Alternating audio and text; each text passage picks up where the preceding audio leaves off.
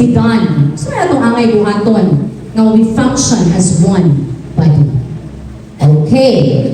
So kana. Remember that God has a plan or purpose for us as a body. Anong naatalihin? Why are we here in the Couples for Christ community? We have to remember our vision. Sa ganitong vision sa Couples for Christ, what was our vision? Families in the Holy Spirit renewing the face of the earth. That's our vision. And how about our mission? Klase na ni. How about our mission? Building the church of the home and building the church of the pool. So kanakun siya to ang vision and mission, dili na to kalimtan. No? We have to work as one. Magtinabangay ta to achieve that vision and mission of the Couples for Christ. And of course, kaning paghimo nato sa ato ang mission and vision is not easy. Diba? Dili ka nang dayon nga dili nato kamatawag. Naagoy brag namugnaw na ilang service, no? Sa Lord, pero ato gyapon na silang agdahon, no? Nga mubalik kanato. Okay. So dili siya easy, so kinahanglan ta magtinabangay. We have to function as one body. Dapat ay teamwork, na cooperation, full cooperation from the group. Okay. Take note that we have been called to, gitawag ta, to live a new life in Christ. Makita ra ba? Ay, klaro na di ay kaayog yun. Live a new life in Christ. So sa ibang pasabot, anak, new life means, ang atong mga old ways of living, katong driven by sin, selfishness, o sa mga maayong dili maayong nga buhat, ato na to siyang likayan. Dapat gana to siya tanan. No? In Christ, we are given the opportunity to be born again and to live according to His will. No? And one that is aligned with God's will and purpose. So, live a new life in Christ is a life of transformation. Pagbago. So, kato mga old habits, no? Mga old na mga values, old na mga attitudes, yan bang marites ka sa unang mga panahon. Kung ato ka sa silingan, kaya pag marites, ay mangliba. No? Oo.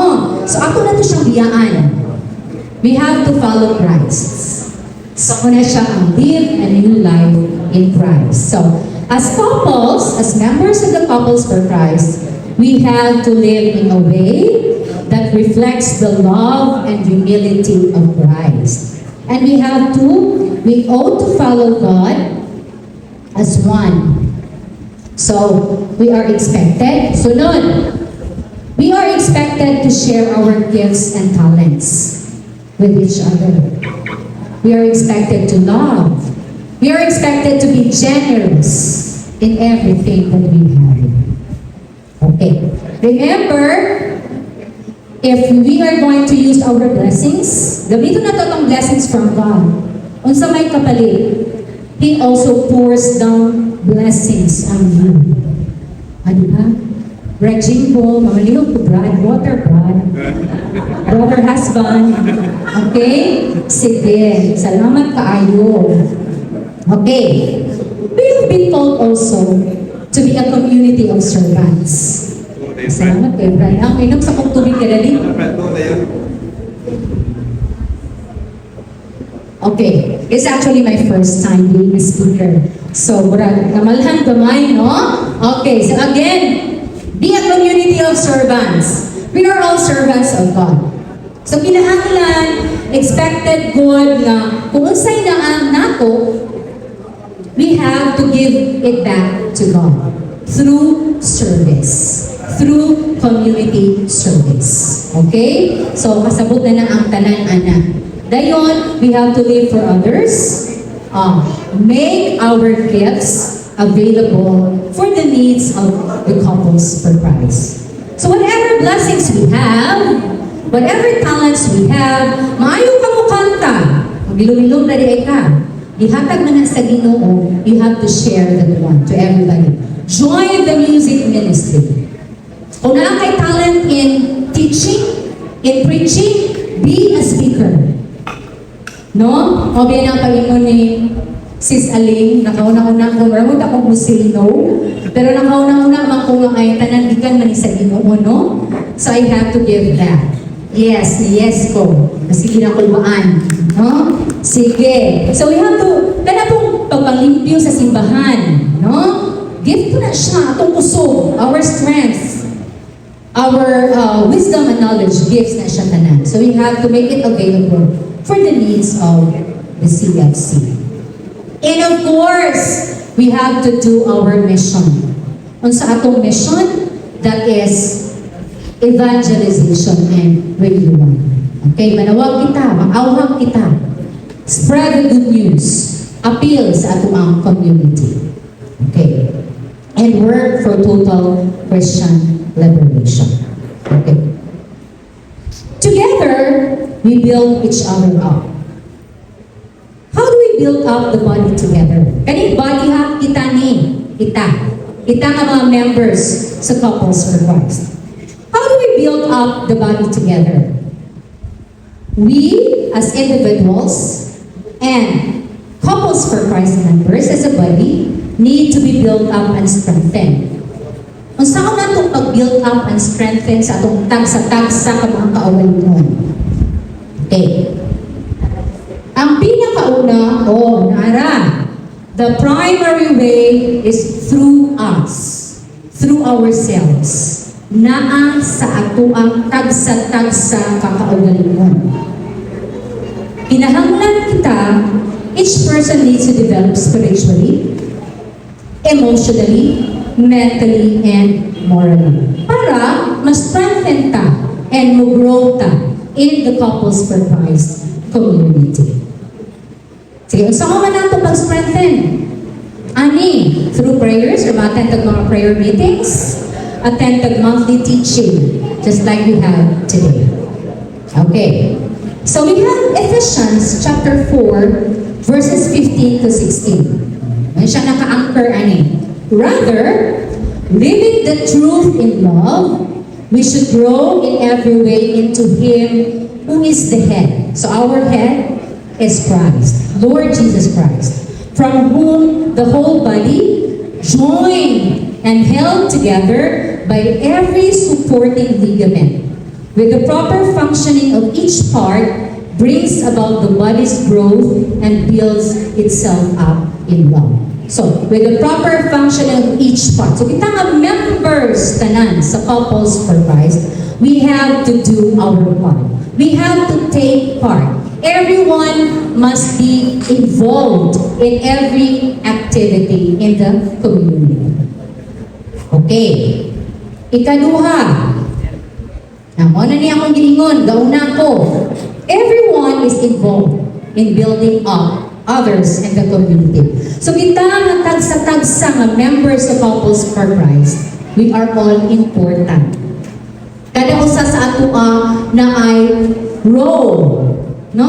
Take natay role nga take part sa community. Even how small it is, simple nga pag-arrange sa bangko, simple nga pagpalihi, tabang, no? Serbisyo, tabang sa simbahan, ginagmay man na o ginagko, walay problema na.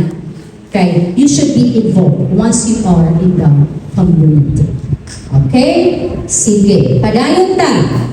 So therefore, according to 1 Thessalonians 5 verses 11, encourage one another and build one another up as indeed you do. Okay, sige.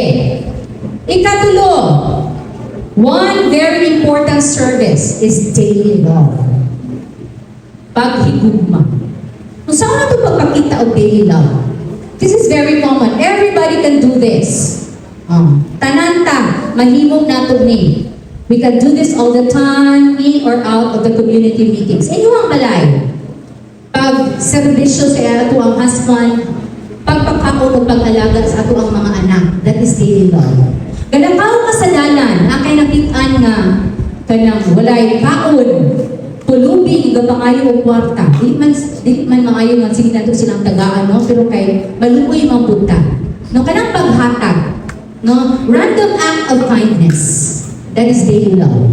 Kung teacher ka, kanang naa sa eskwelahan, kung i-apply nila pagka-teacher sa Islani, no? Pag naa sa eskwelahan, kung atong advice na atong estudyante, kay dili maayo ang gibuhat, that is daily love. Ang pag-respect, no? Respetar sa atong isig katawo, that is daily love. Okay? So, tanan, anak, kita mabuhat nato ng tanan. Okay, next. The body is also built up through different gifts and roles of service given by God. So, gabalik-balik ra siya. So, take note that God gives us gifts for service. Tanang ihatag tanan sa Ginoo. Ato na siyang ibalik kaniya. So, each one of us should use whatever gift you have received to serve others. So, mga itong akong ingon, kung naakay talent in singing, join the music ministry. Kung wala, ano na yung monetary service, no? Dili ka makaadto kay busy ka sa matanan. Dili ka makapang-help sa pagpanglimpyo sa simbahan. No? Wala ka ana. But, monetary service, pwede po. Kaya paghatag na ito tithes. No? Pwede po na siya kaayo. Different gifts. Ato man ang gifts. Ato man ang mga blessings. So, gitagaan matag blessings sa Ginoo, we have to return back the blessings through helping other people, okay, serbisyo sa simbahan. Okay, next. There are different kinds of spiritual gifts. It is 1 Corinthians 12, verses 4 to 7. There are different kinds of spiritual gifts, but the same Spirit. There are different forms of service, but the same Lord. There are different workings, but the same God who produces all of them in everyone.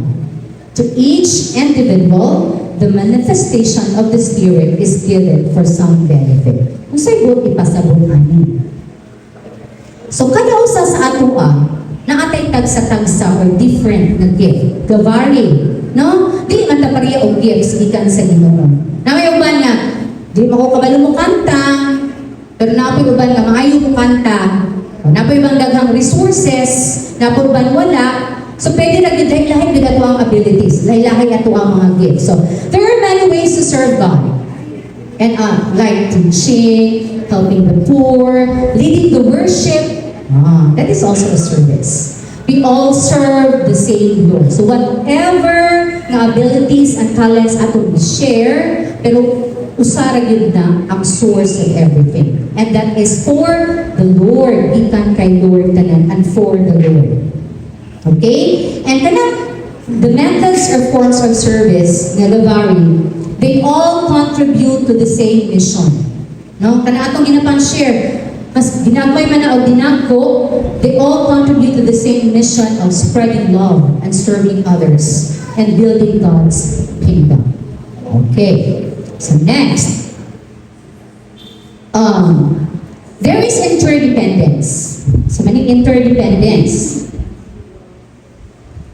These gifts are interdependent or kana bang na ay connection, no? Interdependence because the whole community needs each gift to function properly. So dili pwede nga si Brad Gardira, si Sis Aline lang, okay, si Sis Bibi lang, si Tito Dudong lang, si Tito Ariel lang, dapat natang tanan. Okay? So, muna, interconnected. Imong talent, iyahang talent po niya i-connect to function as one and to function community properly. Okay? So, we have to do our part and rely on others to do theirs. So, everyone contributes something unique for the good of the whole community. Okay. Next, work of evangelization and service to the church. So as we look to and serve others, we also grow. Kaya gina-strengthen man ato ang faith, no? So, pwede ta maka-awhag, maka-encourage, and maka-motivate others to join our community. Okay. Next, being part of one body, there is a need of order. Naamong order dapat systematic. Naamong order ang tanan. So, one, we are not merely individuals but parts of the body. Tinuod, dili lang kita, kung dili parta sa whole community. No? So, we are deeply interconnected and interdependent in a larger and collective way. Okay? Ato mga actions, ato mga thoughts, our whole being affect the larger whole. Muna ko na ay, kabantay mo anak no, kung na ay ka ng usa gani ka members of Couples for Christ. This is a fact, this is the reality. Na isa ka members of Couples for Christ na kung na ay achievement, everybody rejoice in it. Of course, nakita kita. Uy, we are very proud kay amo ng kauban, amo ng brother, amo ng sister. No? Okay, or kung naapon usahay nga ka ng ato gani mga bad, gani nga mga habits, may ka, sa man, marami maka-affect sa whole body. So we have to be very careful with all our actions. Dili maputang nga ka ng santo tama, kita makasala. Okay? We are all humans. We are capable of kanang makasala kita. Dili pwede nga daw santa-santa, yung kanang tayo mga flaws. Pero, ang importante is, kanang makabaluta, na maka-change ta, dayon responsible ta in all our actions. Okay? Whatever we do, it will affect the whole body. Ma-appeal yun, whether we like it or not. Diba, no?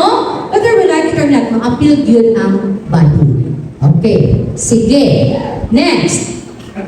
Okay, difference between an amoeba, no form. Okay, kung sa science pa ni, kanina amoeba is an organism na wala na siya form. No? Kasi kung maglihok na siya in terms of mobility, kung maglihok siya, masiasara. No? Dayon, it has no order. Unlike us human beings, na ang order at uwawi. Atong body, we are all made up of how many organs do we have? Organ systems do we have? I think 12. Di ba? We have 12 organ systems in the body. Okay, application na ni science. Okay, we have 12 organ systems in the human body. So naabot tayo form. Alay sa amin ba, wala siya form. No? Dahil ka ng organs in our body, it has its own function para maka-perform.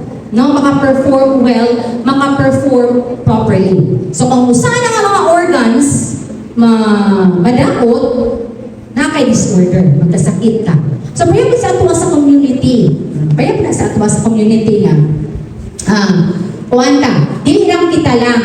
We are all kanang made up of members, consist of daghang kay nga mga members, dayon na tinabangay para maka-function as one. No? Teamwork, cooperation, unity, trust, support, kanang siya, mga words, yun ang para sa ato ba.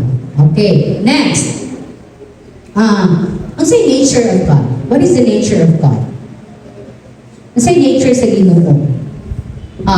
Our God is a very good one. Okay?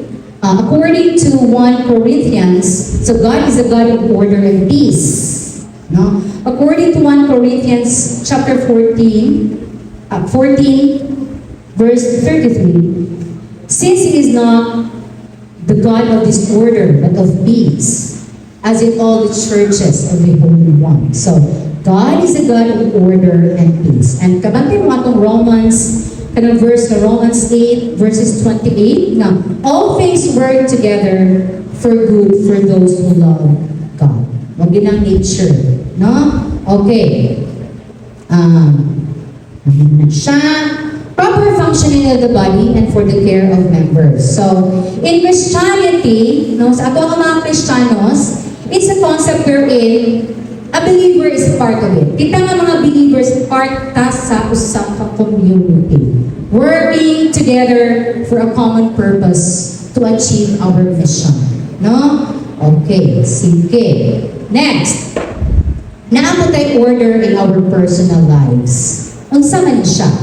It refers to the intentional creation of structure, balance, and organization that promotes well-being, clarity, and growth.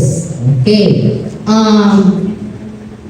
Atong personal lives, kinahanglan po na ato pong i-put into order. No? Dili kabalo na dapat mo prioritize. Dili kay sala-sala ka, sala-sala. Wala pa ka nahuman dito, ano po ganito. Okay? Kaya ano po kayo may nahunang-hunangan nga lang ito, ano po ganito. So ato ang personal lives, ato ang i-put into order. So naata dapat priorities sa ato ang mga activities in life. Kung sa ito mas importante, kaya para na take order, what is important o na itong unahon? Ang least important, o ginatong unahin. Least nila, no? Okay. Sige. Okay, next.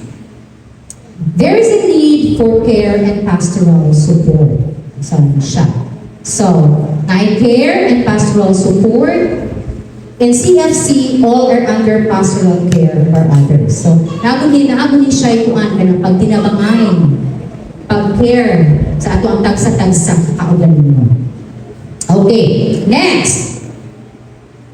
So, sa CFC, naatay pastoral system of cell groups. Naatay mga households, di ba? Dayon, after na, units, chapters, dayon, clusters. Okay, maula na siya gyapon. Ora gyapon ang slide. Wala na ko. Order in the whole body. So, ito kong giningon kanina, the human body is composed of 12 organ systems and each one is as important, no, as the other. An average man, kitang mga tao, has 30 trillion cells and each part has a special function. So just like in the community, each part has a role to play. Kita tagsa-tagsa ka mga members sa Couples for Christ na atay role really na take part. And we must work together harmoniously to function at its best and to achieve our mission. Okay, next. What are the function about elders? Atong mga leaders. Leaders care for the body as a whole. Of course, no? Atong mga leaders sa ato ang community, they care for the body as a whole. So, bodies of elders, o sa mga mga bodies of elders, the CFC International Council, sa kanyang bago pangawalan ng kabalo, we also have the Board of Elders, Elders Assembly, National Councils, and Area Governance Teams. So, sa ato ang pagka-member sa community, we have to obey our leaders, no, or our elders. So, according to Hebrews 13, verses 17, obey your leaders and defer to them, for they keep watch over you and will have to give an account, that they may fulfill their task with joy and not with sorrow, for that would be of no advantage to you. Okay. Sa pag-yun, leaders care for the body as a whole sa atong individuals. No? Sa individuals, kung sa man, chapter heads and up. Okay. And CFC, the highest governing authority is the CFC International Council that is in Manila. This consists of 9 members who are co-equals with the CFC chairman as first among equals. Dayon, the CFC International Council governs the day-to-day life of the Couples for Christ. Okay, next, it has the ultimate responsibility for all or for care of all the members. So, ina-take care with us ato ang mga elders and ato ang mga leaders. They are also the ones who appoints, no, heads or leaders for various services and ministries. Okay? And pursues, of course, the mission of the Couples for Christ. Isa man ito ang the Board of Elders. So this consists of 15 members, men and women, and they periodically assesses the life. So sila ang check and balance, no? Assesses the life and mission of the Couples for Christ and offers inputs to the CFC Council. Okay. Other leaders are extensions of the CFC International Council. So you have this International Missions Director, Philippine Missions Director, okay, PFO Director, Mission Support Director, the Family Ministries Director, Building the church of the poor director. The sector, the cluster, the chapter, the unit, the household heads, regional and provincial area heads, and the heads of ministries, regional and country coordinators. Okay. They have the authority of the International Council, delegated according to their position. They also exercise authority, subject to the overall authority of the International Council. So they also protect us, or there is protection against improper exercise of authority. So you have there, faithfulness to the Lord. So this is more important than gifts or ability. Following good order, the follow-atan. Okay? CFC, or the Couples for Christ, is a clearly defined mission and nature. There is also a system of supervision over service. Sa pag-ibigin. Collegiality of the overall body of elders. So, according to Proverbs 11, verse 14, so kita man to, sila man itong guide sa ato ano, sa tanan na itong mga mission and vision and all our activities. According to Proverbs 11, verses 14, for lack of guidance, a people falls. Security lies in many counselors. So, mas maayo yun, mas very good if naay-gagay sa tagsa-tagsa kanato, no? As members of the Couples for Christ. Okay.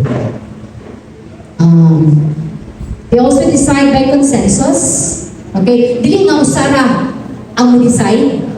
So, ginamonsol ang every member, every head sa community. And exercise mutual care and correction. Okay? And kung naapoy mga issues na gawin ni appeal to a higher authority within the CFC, all the way up to the CFC International Council if necessary. So ito ang board of elders, itong mga leaders, they look into the performance of the CFC International Council. So in return, the trustees are elected by the Elders Assembly, which is composed of various elders. Okay. Next. Okay, we function as a body man. We work as a team. We also have our individual responsibility. Okay, so may atong individual responsibility.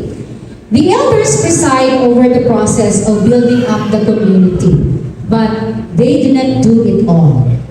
Okay? Naputay voice. No? Dili na sila ra. Okay. Every CFC member has a voice in the direction of the body as a whole. So kung naatay mga concerns, naatay mga suggestions, no, for the good of the community, pwede kita mo doon with utmost respect. Okay? So we have to do it properly in a way that helps build up, sama na, usually through your immediate head, di ba kung naatay mga suggestions, naatay mga mga concerns, mga issues, ato man din ng istorya sa ato ang mga leaders. No? Dahil naaman ay proper channeling. Pero kung naakay chance na makaistorya with the highest one, na kanang leader nato, pwede po kayo sa matanan. But take note, with respect, with utmost respect. Okay, sige. Done with respect and a spirit of submission. Dili kay manager man ko, principal man ko, supervisor man ko, dapat inanig yun. So dili ta mag-inanak, no? Boastful ka ayon ta. We have to be humble. Okay? Because we are in the community. Okay. Other couples for Christ. So, God's desire us to form and build up His people so as to be able to use them for His purpose. So, couples for Christ are called to be the body of Christ. So, let us ask ourselves, how are we functioning? How are we contributing to the functioning as a body? Kumusta ta? The function ba ta as a body? Are we, reflective ng mga questions din ako. Okay, pwede na siya sa gihatag ni Sister Alina's slide. Are we actively participating, using our gift and talents for the good of the whole body? Of course, yes. No matter how small it is. No? Okay. Are we allowing the love of Christ to flow through us and to those around us? Making the body of Christ stronger and more united? So, ato nang i-reflect sa itong kaugalingon. Kahimo ba ko, ana? Okay? So, as we continue in this journey of faith, let us remember that we are not alone. We are not alone. I am here with you. O, diba? We are part of something much bigger. A body united in Christ. Working together to fulfill God's mission on earth. So let us commit ourselves. Commitment naman din ha. Let us commit ourselves, embrace our roles, and serve with love. Because we are better together. And for that, may God be praised.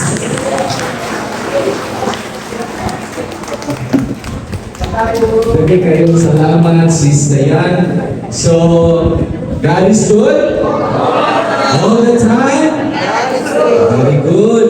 So, thank you kayo, Sis